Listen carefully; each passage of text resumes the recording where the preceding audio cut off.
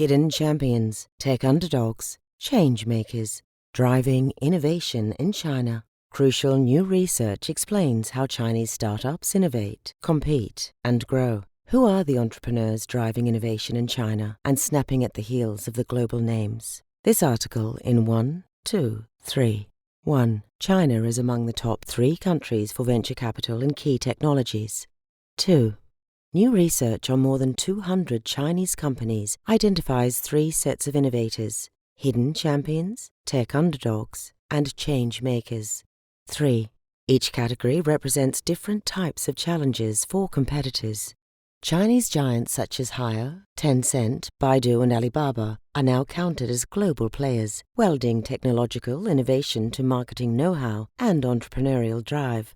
However, the size and rapid growth of these pioneers can obscure the emergence of thousands of smaller companies developing in China's commercial hothouse. They are supported by a dynamic venture capital sector and an expanding domestic market. New research shows that all of them look, or will soon look, to overseas markets, and many of them are successfully competing against multinational firms operating in China. This new generation is looking beyond boundaries and cultivating a disruptive mindset, says Mark Greven, a professor of innovation and strategy at IMD Business School in LaSalle, and one of the authors of a comprehensive study into Chinese business innovators. If one Alibaba can shock international stock markets and disrupt traditional industries, we can only imagine what tens of thousands of under-the-radar tech-based entrepreneurs will do. To see the ground-level picture, Greven and his colleagues interviewed hundreds of executives, entrepreneurs and investors in China and studied more than 200 companies. Beyond the established giants, they identified 3 sets of Chinese innovators: hidden champions, tech underdogs, and change makers. Each represents a different set of challenges for competitors. Usually, hidden champions are mid-size innovators in niche markets. Greven classifies these as recording annual revenue of less than $5 billion. Their strategy is based on long-term growth, driven by investments in R&D to expand within their niche or into closely related areas. The research identified more than 200 hidden champions in sectors ranging from machinery and chemicals to materials and electronics. A company that typifies this group is Hikvision, which was launched in 2002 with an innovative video compressor card for computers based on MPEG-4 technology. It is followed up with a stream of products in the field, often releasing several new products or upgrades in a year. Nearly half of the company's employees work in R&D, and about 8% of revenues are invested in this area. The company began a global expansion program several years ago and already is a leading player in this field of technology. It has developed partnerships with Western companies to the point that half of its revenues now come from outside China.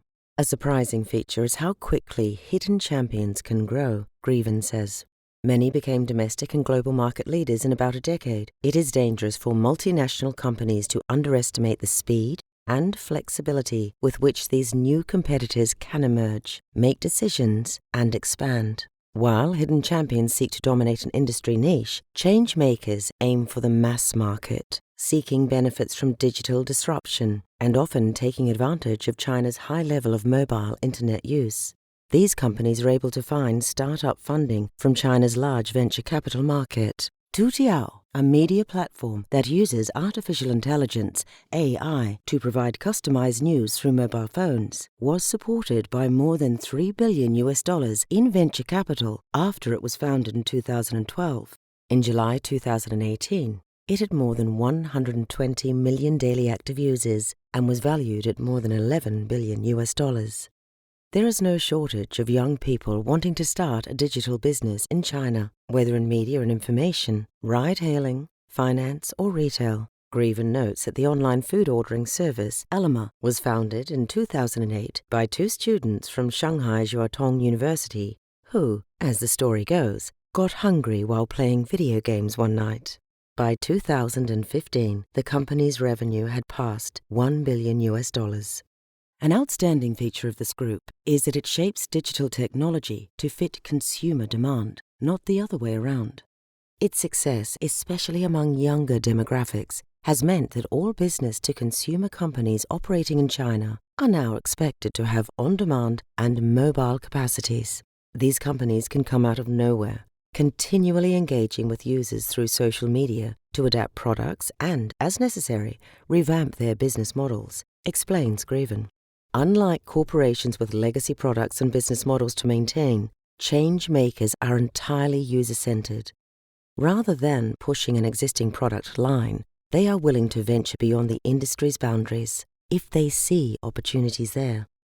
The third category, tech underdogs, are small and mid-size enterprises, usually science or technology-based, with revenue of less than $60 million. Greven and his colleagues identified tens of thousands of these across a wide range of emerging tech fields. The research identified more than 150 companies with significant intellectual property in photovoltaic technology, for example, and 80 healthcare ventures utilizing various forms of AI. Many of these companies were founded by people returning to China from overseas, having studied at elite universities in the US or Europe, notes Greven. Unlike innovators in Silicon Valley, Chinese entrepreneurs work collectively to innovate and push technology and market boundaries. Although many of the ventures do not survive, some become viable competitors and even market leaders. The large number of players in any given category in China increases the chances that at least one will be able to break through. There have been a number of cases of Chinese companies in this category partnering with Western firms as a growth strategy. One example is Weihua Solar, collaborating with German chemical company Merck, with Merck agreeing to supply advanced materials and patented information to supplement Weihua's solar internal R&D efforts. This partnership eventually led to the development of a solar cell that is light, flexible, and more efficient than any of its competitors. However, tech underdogs have also proved to be entirely capable of developing advanced technology on their own. The companies are targeting increasingly sophisticated fields, including genetics, cloud technology, next-gen AI, and advanced materials. Royole, a Shenzhen-based startup, is an innovator in super-thin screens and flexible displays, and has introduced the world's first bendable smartphone, which can be folded like a wallet. According to Greven, for non-Chinese competitors, the sheer number of ventures in this category is a problem, particularly as even successful ones have little media presence. It makes it difficult for multinationals to know which local companies represent a threat and which do not, he says. Compared with their Chinese counterparts, multinationals based outside China tend to have fewer connections with local companies and investors. As a result, they are not part of the conversation about emerging threats.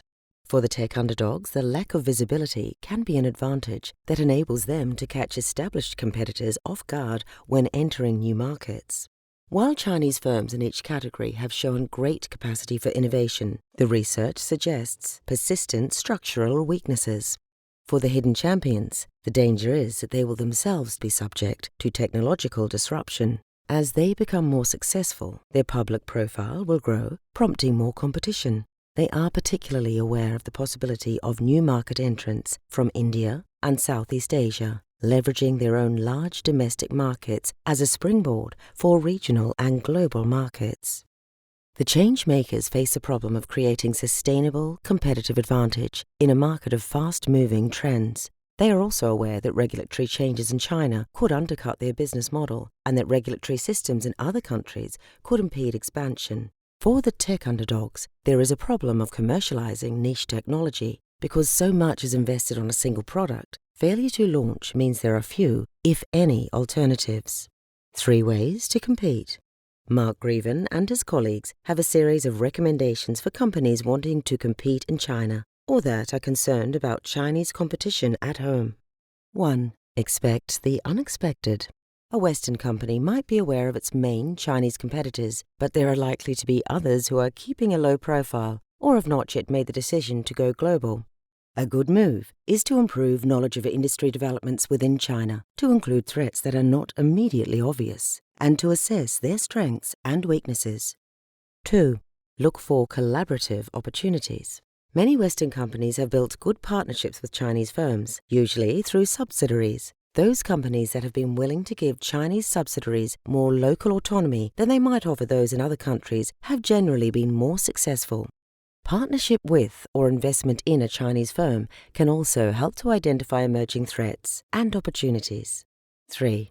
Realize the threat. Companies that have been in a market leadership position for a long time can easily grow complacent. They need to continually strengthen their home base, ensure investment in innovation, and focus on their core strengths. The best advice for Western companies is to understand the challenges China's innovators pose and to consciously develop countermeasures, says Greven. Compete on their strengths, study the way China's competitors do business, and rethink assumptions about how to innovate successfully.